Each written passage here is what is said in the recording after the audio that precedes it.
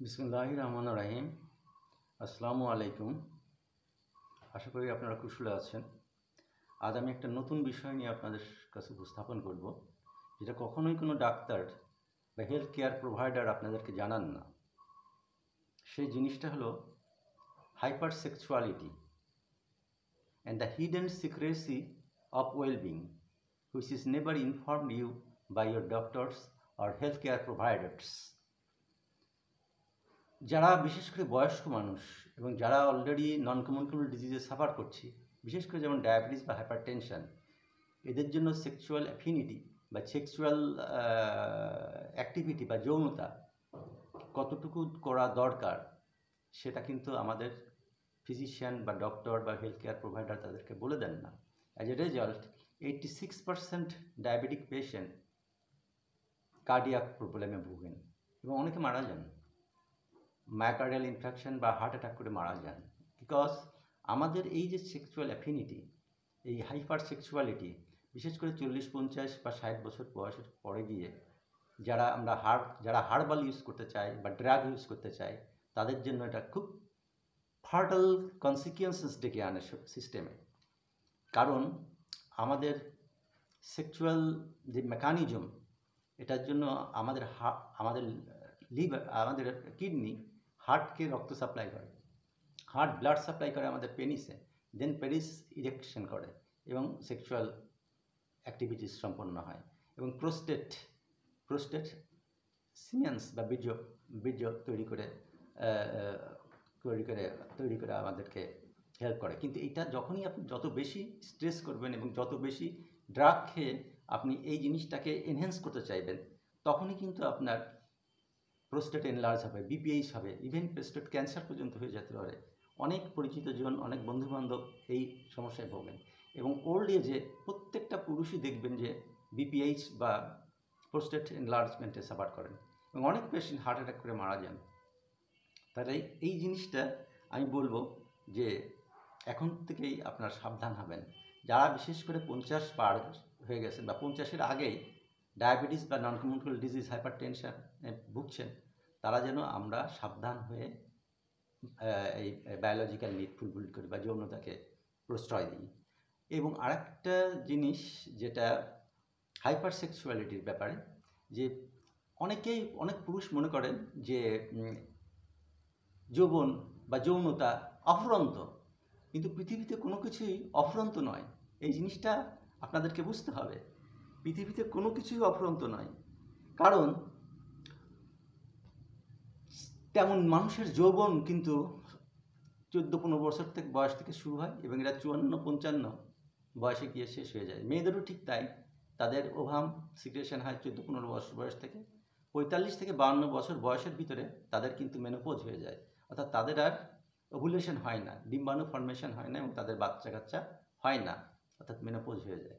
আবার পুরুষদেরও কিন্তু এরকম, যে অ্যাস্ট্রোজেন সিক্রেশন, সেক্সুয়াল হরমোনের যে সিক্রেশনের একটা নির্দিষ্ট টাইম আছে, এই 15 থেকে 50 পর্যন্ত এটা সিক্রেশন হয় ভালো, কিন্তু 50-এর পরে গিয়েই এটা ড্রপ ডাউন করে 50-60% ড্রপ ডাউন করে, 70% ড্রপ ডাউন করে যাদের বিশেষ করে হাইপারটেনশন ও ডায়াবেটিস আছে।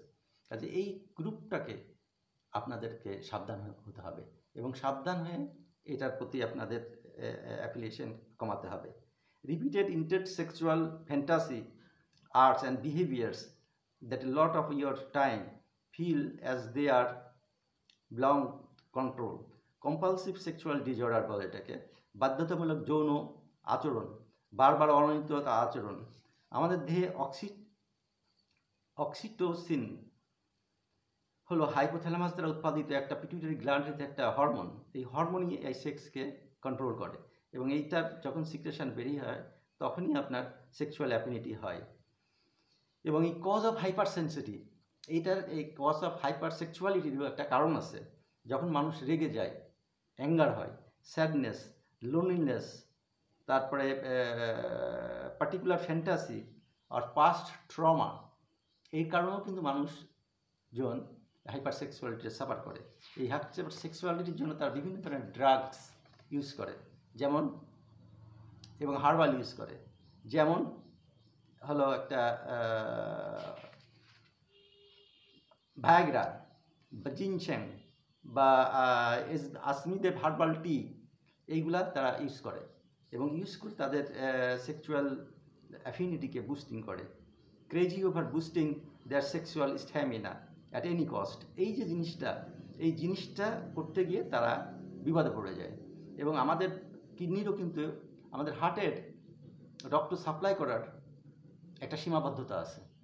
আপনি যে কোনো বয়সেই এই জিনিসটা করতে পারবেন না। আপনি 15-16 বছর বয়সে সেক্সুয়াল অ্যাফিনিটি যেরকম থাকে, আপনার কোনো ওষুধের দরকার হয় না। কিন্তু যখন আপনি 60 হয়ে যাবেন বা আপনি 62 হয়ে যাবেন বা আপনার টেস্টোস্টেরন ফরমেশন অনেক কমে যাবে লেভেলে, তখন কিন্তু আপনি এই সমস্ত হার্বাল বা জিনসেং বা ভায়াগ্রা এগুলো কখনোই ইউজ করবেন না। কারণ এগুলো ইউজ করলে, বা আজমিদের হার্বাল টি, এগুলো ইউজ করবেন না। এই ইউজ করলে পরে এটার যে সাইড এফেক্ট, এটা গ্রেভ।